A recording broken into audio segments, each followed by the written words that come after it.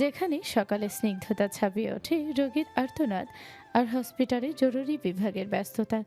দিনরাত ভুলেই নিজের সুখ স্বাচ্ছন্দ্য বিসর্জন দিয়ে তারা অন্যের জীবনের আলো ফেরাতে প্রতিনিয়ত গোয়েন্দার মতো রোগ নির্ণয় ও নিরাময়ে লিপ্ত থাকেন। মাঝে মাঝে চরম ক্লান্তি আর অসহায়ত্বের মুখোমুখি হয়েও মনভির সময় খুবই ব্যস্ত কাটছে। অবশ্য শত ব্যস্ততার মাঝেও সে হঠাৎ ইকরাকে মনে মনে টেক্সট করত, কিন্তু শুধু খোঁজ নিত মেয়েটির, জিজ্ঞেস করত কোনো সমস্যা হচ্ছে কিনা ইত্যাদি ইত্যাদি। অবশ্য ইকরারও বেশ ভালো লাগলো মনভির এমন খোঁজ খবর নেওয়াতে। মনভি যেমন ইকরার নাম কটন ক্যান্ডি দিয়ে সেভ করেছে, ইকরাও তেমনি মনভির নাম জেন্টলম্যান দিয়ে সেভ করেছে। নীলা অ্যাপার্টমেন্টে এসে ইকরাকে আজকের ঘটনা খুলে বলল। ইকরা নীলার সাথে ঘটে যাওয়া ঘটনা শুনে যেমন কষ্ট পেল, তেমনি নীলার করা প্রতিবাদের কথা শুনে হাসতে হাসতে শেষ হয়ে গেল আর বলল, ওফ নীলা, তুই পারিসও বটে। খুব ভালো কাজ করেছিস। ফাজিল মেয়ে একটা, ওকে পেলে ঠটিয়ে দুটো চট দিতাম আমি। নীলা ভ্রু কুচকে জিজ্ঞেস করলো, মাত্র দুটি কম হয়ে গেল না? এইবার দুজন একসাথে হেসে উঠল। হাসতে হাসতে থেমে ইকরা নীলার উদ্দেশ্যে বলল, তারপর তুই কি আর প্রাইজ পাবি না তাহলে? কষ্ট তো কম করলি না। নীলা দীর্ঘ নিঃশ্বাস ছেড়ে মাথাটা উঁচু করে উপরের দিকে তাকিয়ে নরম স্বরে বলল, পবিত্র কোরআনে অনেক আয়াতে বলা হয়েছে যে মহাবিশ্বের সবকিছু আল্লাহর ইচ্ছায়, তার জ্ঞান ও পরিকল্পনা অনুযায়ী ঘটে। আর সূরা আত তাকবীরের ১৯ নম্বর আয়াত, যেখানে বলা হয়েছে, তোমরা ইচ্ছা করো না যতক্ষণ না রব্বুল আলামিন আল্লাহ ইচ্ছা করেন। আমি কি জোর করতে পারি রে? নিশ্চয় আল্লাহ উত্তম পরিকল্পনাকারী। ইকরাও একটা দীর্ঘশ্বাস ফেল। সান্ত্বনা দেওয়ার মতন ভাষা নেই তার কাছে। কি বা বলবে মেয়েটাকে? মেয়েটি তো কম ধৈর্য ধরল না জীবনে। ইকরা কেবল মেয়েটির জন্য প্রাণ খুলে দোয়াই করতে পারবে। ইকরার ভাবনায় ছেদ পড়ল নীলার বচন শুনে। নীলা হঠাৎ বলে উঠল যে প্রফেসর মিহাল তার প্রজেক্ট নিয়েছে সম্পূর্ণ করার জন্য। কথাটি শোনা মাত্রই ইকরার চিৎকার করে বলে উঠল, কি? প্রফেসর তোর প্রজেক্ট নিয়েছে করে দেওয়ার জন্য? আনবিলিভেবল। কি বলিস? কাহিনী কি মামা? ইকরা নীলাকে হাতের কোনোই দিয়ে গোথা দিতে দিতে বলল, কিন্তু নীলার অগ্নিদৃষ্টি দেখে পরক্ষণেই চুপ হয়ে গেল। নীলা বলতে শুরু করলো, জানি না উনি কেন এমনটা করলেন, কিন্তু এখন আমার নিজের প্রতি নিজেরই খুব রাগ পাচ্ছে। আমি নিজেও জানি না, কিন্তু ওনার সামনে দুর্বল হয়ে পড়ে বেচারি এবং ন্যাকা মেয়েদের মতো কান্নাকাটি শুরু করে দিয়েছিলাম। এইসব ন্যাকামি আর যাই হোক আমাকে মানায় না, কিন্তু মুড সুইং এর কারণে এমনটা হয়ে গিয়েছে। ইকরা প্রত্যুত্তর না করে উল্টো জিজ্ঞেস করলো। তুই কি কখনো কাউকে সুযোগ দিবি না? নীলা সময় ব্যয় না করে নির্লিপ্ত ভঙ্গিতে বলল। জানি না। ইকরা নীলাকে বোঝানোর জন্য বলতে লাগলো, জীবনে সুখী থাকতে গেলে অন্তত একটা জীবন সঙ্গীর। কথাটা সম্পূর্ণ করার আগে নীলা শব্দ করে হেসে উঠল। নীলার হাসি দেখে ইকরা কিং কর্তব্য বিমূঢ় হয়ে গেল। নীলা হাসতে হাসতে বলল, জীবনে সুখী থাকতে টাকা প্রয়োজন বেটা, টাকা। ইকরা স্তব্ধ হয়ে গেল। কি বলবে অথবা কি বলা উচিত তা তার জানা নেই, তাই নীরব থাকাকে উত্তম মনে করলো। এই নীরবতা ভেঙে নীলা আবার বলতে শুরু করলো, তোর কাছে একটা সিক্রেট শেয়ার করতে পারি, যা কাউকে বলিনি আমি। ইকরা নড়ে চড়ে উঠে নিজের সম্পূর্ণ মনোযোগ নীলার দিকে দিল। নীলা মুচকি হেসে বলতে এক লম্বা কাহিনী তাকে শোনালো। ইকরা পুরো ঘটনা শুনে হতভম্ব হয়ে গেছে। যা শুনল তা সে কখনো শুনতে পারবে অথবা জানতে পারবে এমনটা কল্পনা করেনি। কিছুক্ষণ নীরব থেকে আবার চিৎকার করে বলে উঠল, কি? তোর ফুপু আছে? তাও এই দেশে, প্যারিসে? কিন্তু আমি জানতাম তোর বাবারা 3 ভাই, আর তুই আজকে বলছিস তোর একটা ফুপু আছে। ও ভাই সাফ, এটা তো একদম অবিশ্বাস্য ঘটনা বলতে আমাকে। আর জিনিসটা কেমন ফিল্মি হয়ে গেল না? তুই তোর ফুপুর কথা নিজের বাবার ডায়েরি লুকিয়ে পড়ে জানতে পারলি, আবার আসার সময় নিজের বাবার ডায়েরি এবং ফুপুর ছবিও নিয়ে এসেছিস সঙ্গে করে। তুই তো একদম গোয়েন্দা হয়ে গেলি রে। নীলা শব্দ করে হেসে হাসতে হাসতে বলল। কিন্তু এখন যে আমাকে আমার ফুপুকে খুঁজে বের করতে হবে। কথাটি শোনা মাত্রই ইকরার কপালে চিন্তার ভাঁজ পড়ল। সে চিন্তিত স্বরে বলল, তুই কেবল জানিস তোর ফুপু প্যারিসে আছে, কিন্তু এত বড় দেশে একটা মানুষকে খুঁজে পাওয়ার চারটেখানি কথা না নীলু। নীলা বাঁকা হেসে ইকরার মাথায় চাটি দিয়ে বলল, ইকু, তুই বলদ হতে পারিস, কিন্তু আমি না। আমি প্যারিসে আসার আগে আমাদের পাড়ার কিছু কাকিমাদের সাথে ভালো সম্পর্ক রেখেছি।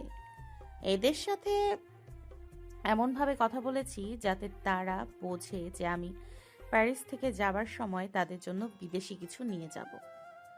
তারপর তাদের কাছে থেকে তিলকে তাল বানিয়ে এই কাহিনীকে আর এক কাহিনী বানিয়ে খবর খবর ছিনিয়ে মুবিন খান, মানে আমার ফুপা, আর যিনি আমার বড় চাচার বেস্ট ফ্রেন্ড ছিলেন, তার সম্পর্কে অনেক খোঁজ নিয়ে জানতে পারলাম ফুপার পরিবার এখন ঢাকাতেই কোথাও ফ্ল্যাট নিয়ে থাকেন, আর ফুপা প্যারিসের এই শহরেই কোথাও একটা বিজনেস করেন।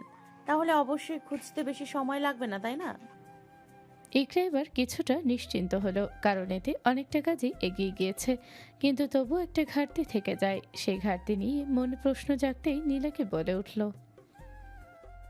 কিন্তু খোঁজ খবর নেওয়ার জন্য আমাদের এই দেশে পরিচিত মানুষ চাই, কিন্তু এখানে তো আমাদের কোনো চেনা বিশ্বস্ত পরিচিত মানুষ নেই।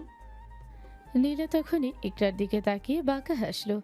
ইকরা কিছুক্ষণ অবুঝের মতো তাকিয়ে থেকে যেই না নীলার বাঁকা হাসির মানে বুঝে উঠতে পারে, সে নিজেও বাঁকা হাসলো। তারপর দুজনে একসাথে জোরে বলে উঠল, ইয়ে ইয়ে। সিন নদীর পার ঘেঁষে দাঁড়িয়ে থাকা আইফেল টাওয়ারটি আজ রাতে যেন এক মেঘলা চাদরে নিজেকে ঢেকেছে। ধীর গতিতে বয়ে যাওয়া বাতাস আর হালকা বৃষ্টির ছাট প্যারিসের ব্যস্ততাকে থামিয়ে দিয়ে এক অদ্ভুত শান্ত স্নিগ্ধতার জন্ম দিয়েছে। লোহার কারুকার্যময় টাওয়ারের সোনালি আলোয় মিশে যাচ্ছে রাতের কুয়াশা। মনে হচ্ছে শহরটি তার সমস্ত ক্লান্তি ধুয়ে ফেলছে আজকের এই শীতল মেঘাচ্ছন্ন রাতে। শীতে হাড় কাঁপানো ঠান্ডায় এক যুবক রুমের ভেতরে কাজের কারণে পায়চারি করছেন। ফলস্বরূপ তার পরনে শীতের কাপড় না থাকা সত্ত্বেও শীত তাকে গ্রাস করতে পারছে না। যেন সে কাজ করে শীতকেই হার মানিয়ে কেবল বলে সিদ্ধান্ত নিয়েছে। টেবিলের ওপর জিনিসপত্র ছড়িয়ে ছিটিয়ে আছে। এক ফ্লাক্স কফি শেষ করে যেন ক্ষান্ত হয়নি পুরুষটি। মাথা ঝিমঝিম করছে। সেই সকাল থেকে না খাওয়া ভুলে এই প্রজেক্টের কাজে হাত লাগিয়েছে। এখনো পর্যন্ত কাজ শেষ করে উঠতে পারেনি, আর করবেই বা কী করে? এই কাজ এক সপ্তাহে করা হয়েছিল, সেই কাজ কি একদিনে করা সম্ভব? হয়তো না, কিন্তু তাকে যে এই অসম্ভব কাজ সম্ভব করে দেখাতে হবে। খুব বড় মুখ করে নিজের নীলাঞ্জনার সামনে বলে এসেছে। হ্যাঁ, নীলাঞ্জনার সামনে নিজেকে ছোট করতে তার কোনো সমস্যা নেই, কিন্তু তার জন্য তার নীলাঞ্জনা ছোট হবে এটা সে বরদাস্ত করবে না। প্রয়োজন পড়লে আজ না ঘুমিয়ে কাজ শেষ করে কাল ইউনিভার্সিটিতে নিয়ে যাবে প্রজেক্ট। তবু যে করেই হোক আজ রাতের মাঝেই তাকে এই প্রজেক্ট শেষ করতে হবে। বক্স বানাতে গিয়ে হাতে কয়েকবার ব্যথা পেয়েছে সে, খানিকটা রক্ত বের হয়েছে, কিন্তু সে বিন্দু মাত্র পরোয়া না করে নিজের কাজে মগ্ন হয়ে থাকলো পুরুষটি। যেন সে এক যুদ্ধে নেমেছে। এই যুদ্ধে হারিয়ে গেলেই তার রাজ্য তাকে হারাতে হবে। কিন্তু রাজ্যের প্রতি কোনো লোভ তার নেই, লোভ তার রানীর প্রতি। অবশ্য এটাকে লোভ বলা চলে না, এটাকে রানীকে হারানোর ভয় বলে। মিহাল কাজ করতে করতে আনমনে বলল, হতে পারে আমি কোনো রাজ্যের রাজা না, কিন্তু আমার জীবনে আসা রানীকে হারাতে পারবো না। রাজ্য ছাড়া রাজার মূল্য পাওয়া গেলেও রানী ছাড়া সেই রাজা মূল্যহীন। কিন্তু আমি আমার জীবনের অমূল্য রানীকে হারাতে পারবো না। এই অমূল্য রানীকে হারিয়ে নিজের জীবনকে মূল্যহীন করতে পারবো না। মিহাল আবার কাজে মনোনিবেশ করলো। কাজ করতে করতে রাত 2টো বেজে গেল, কিন্তু এখনও কাজ সম্পন্ন করতে অনেকটা সময় লাগবে। ঘুম এসে ভর করছে মিহালের চোখে। গত এক সপ্তাহ যাবৎ সে ট্রেনিংয়ের জন্য ক্যাম্পে থেকেছিল। সেখানে অনেক মানুষের সাথে ঘুমাতে হয়েছিল বলে ঘুমাতে পারেনি ভালো করে। রাতে 3 কি 4 ঘন্টা ঘুমিয়েছিল।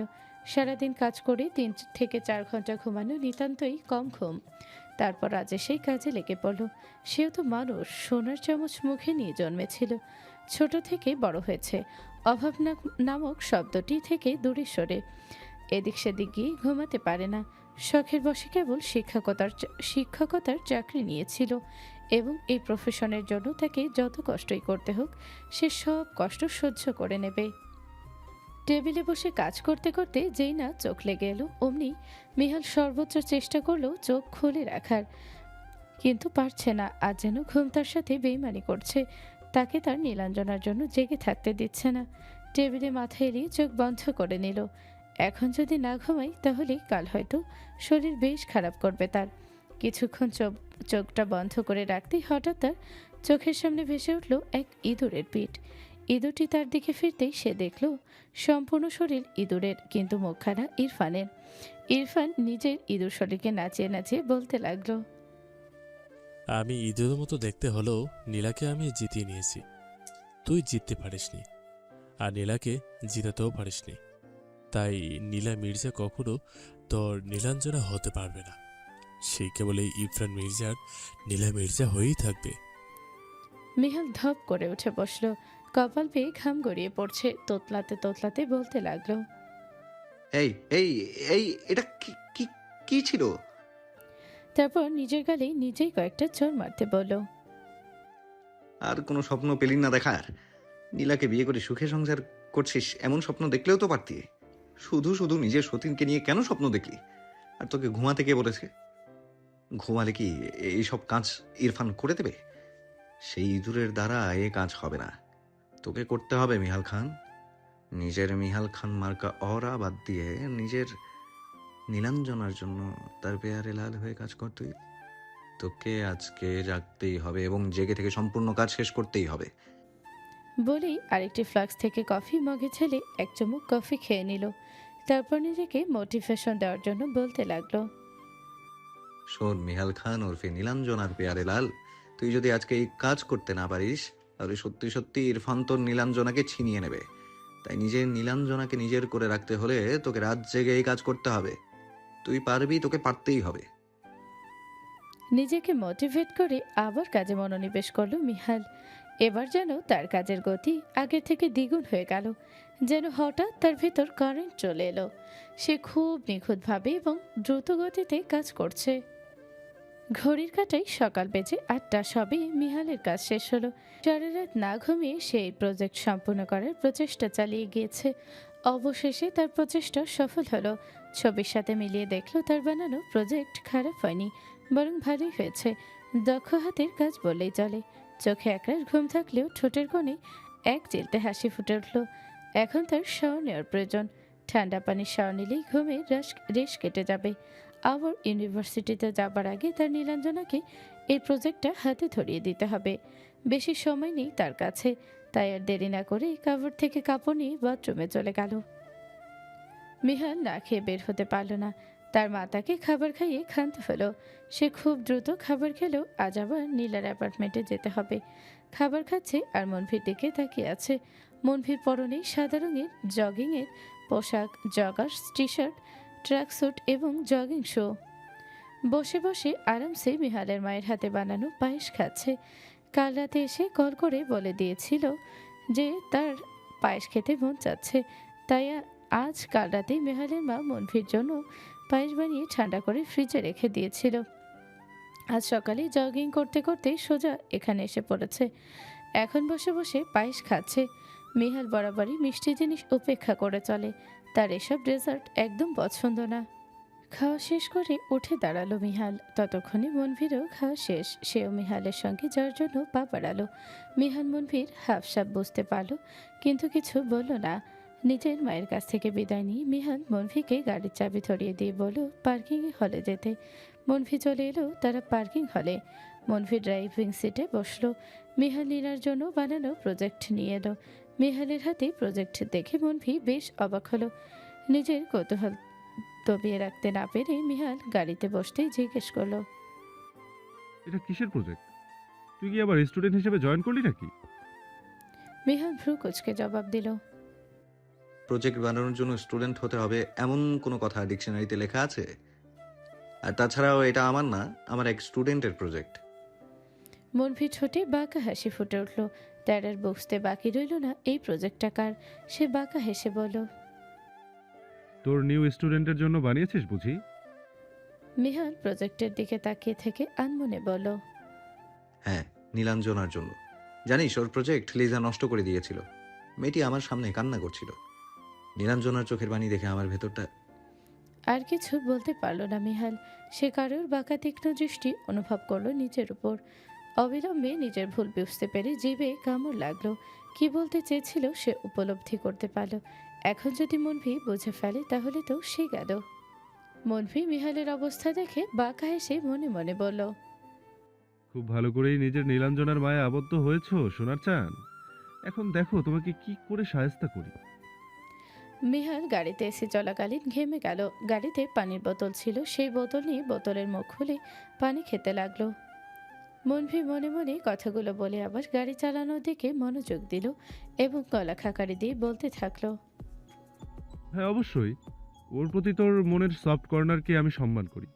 যত যাই হোক, দিন শেষে তো সে তোর মামাতো বোন, তাই না? মামাতো বোন মানে নিজের বোনের মতোই, তার জন্য এতটুকু তো করাই যায়। তৎক্ষণাৎ মিহাল মুখের থেকে পানি পড়ে গেল। মিহালের কাশতে কাশতে অবস্থা খারাপ, বেচারা তালুতে উঠেছে। তা দেখে মনভি মিটমিটিয়ে হাসছে এবং এক হাত মিহালের পিঠে বুলিয়ে দিচ্ছে। মিহাল মনে মনে বলল, তাকে আমি বানাতে যাচ্ছি আমার বউ, তাকে আমার বেস্ট ফ্রেন্ড বানিয়ে দিল আমার বোন।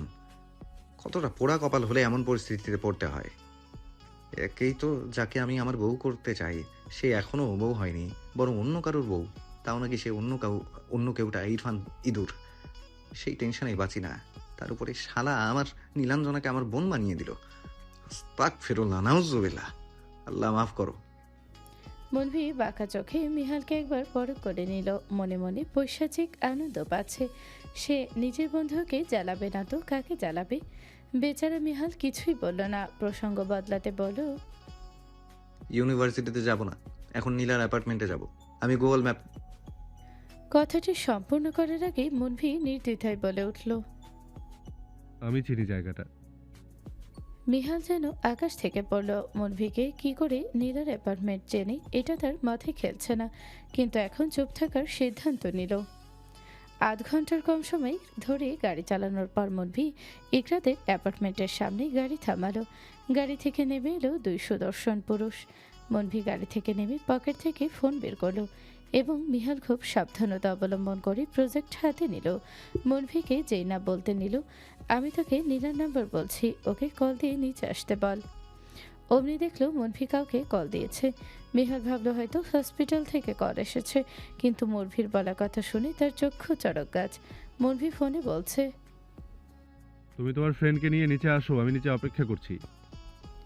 বলেই ফোনটা কেটে দিল। কিন্তু ফোন কেটে পকেটে রাখতেই মনভি মিহালের প্রশ্নের সম্মুখীন হলো। মিহাল তার দিকে তীক্ষ্ণ দৃষ্টি নিক্ষেপ করে জিজ্ঞেস করলো, তুই নীলার নম্বর পেলি কি করে? মিহালের প্রশ্নের মানে বুঝতে মনভির বেগ পেতে হলো বেশ, কারণ সে তো নীলাকে না বরং ইকরাকে কল দিয়েছিল। কিন্তু মিহাল ভাবছে সে নীলাকে কল করেছে, আর মিহাল যা ভাবছে মনভি মিহালকে তাই ভাবতে দিতে চাই। এজন্য ভাব নিয়ে বলো, পেয়েছি কোনো একভাবে। এখন বেশি কথা না বলে প্রজেক্টটা শক্ত করে ধর, নয়তো পড়ে গেলে সমস্যা হবে। মিহালের সন্দেহ দূর হলো না, তবুও সে কিছু না বলে প্রজেক্টটা আরো শক্ত করে ধরল। নীলা আর ইকরা মিলে সকালের খাবার খেয়ে ইউনিভার্সিটির জন্য তৈরি হয়ে গেল। দুজনে বোরকা পরে হিজাব বেঁধে নিল। এমন সময় ইকরার ফোনে কল আসাতে সে দেখলো জেন্টলম্যান কল দিয়েছে। নিজের অজান্তেই মুখে হাসি ফুটে উঠল। ফোন ধরতেই মনভি নিচে আসার কথা বলেই ফোন কেটে দিল। তাই এখন নীলাকে নিয়ে তাড়াতাড়ি করে নিচে নামছে। নিচে আসতে নীলার চোখ গেল সর্বপ্রথম মিহালের দিকে, তারপর তার হাতে থাকা প্রজেক্টের দিকে। নীলার ঠোঁটে স্মিত হাসি ফুটে উঠল। আর ইকরা নজর গেল জেন্টলম্যানের ওপর। সাদা রঙের জগিং পোশাকে বেশ ভালো মানিয়েছে। ইকরার মুখেও হাসি ফুটে উঠল। দুজন মিলে তাদের দিকে যাওয়ার জন্য অগ্রসর হলো। বিল্ডিংয়ের মেন গেট দিয়ে নিজেদের প্রিয়সীদের আসতে দেখে নড়ে চড়ে উঠল যুবক দুজন। মনভি নিজের চুল ঠিক করতে লাগলো, আর মিহাল প্রজেক্টে আরেক দফা যোগ বলি নিশ্চিত হবার জন্য যে প্রজেক্টটা ঠিক আছে কিনা। ইকরা এবং নীলা তাদের সামনে এসে সালাম দিল দুজনকে। দুজনেই সালামের জবাব দিল। ইকরা গিয়ে দাঁড়ালো মনভির পাশে এবং তাকে এটা সেটা জিজ্ঞেস করতে লাগলো। নীলা প্রফেসরের বানানো প্রজেক্ট দেখে অবাক এবং খুশি দুটো একসাথে হলো। নীলার মুখে হাসি দেখে মিহালের মুখেও হাসি ফুটে উঠল। সে তো এই হাসি দেখতে চেয়েছিল। নীলা উৎফুল্ল কণ্ঠে বলল, এই প্রজেক্টটা তো আমার বানানো। প্রজেক্টের চেয়ে অধিক সুন্দর এবং পারফেক্ট হয়েছে, যাকে বলে একই দাম বেস্ট অফ বেস্ট। নীলের কথা শুনে মিহালের হাসি চড় হলো। সে নরম স্বরে বলল। আমি তো কেবল চেষ্টা করেছি। নীলা অবাক কণ্ঠে বলল। প্রফেসর, এটা চেষ্টা বলে না, এটাকে অভিজ্ঞতা বলে। দেখি মনে হচ্ছে আপনি কতটা পারফেক্টলি এই কাজটা করেছেন। আপনাকে অসংখ্য ধন্যবাদ। মিহালের দৃষ্টি নীলার দিকেই ছিল। নীলার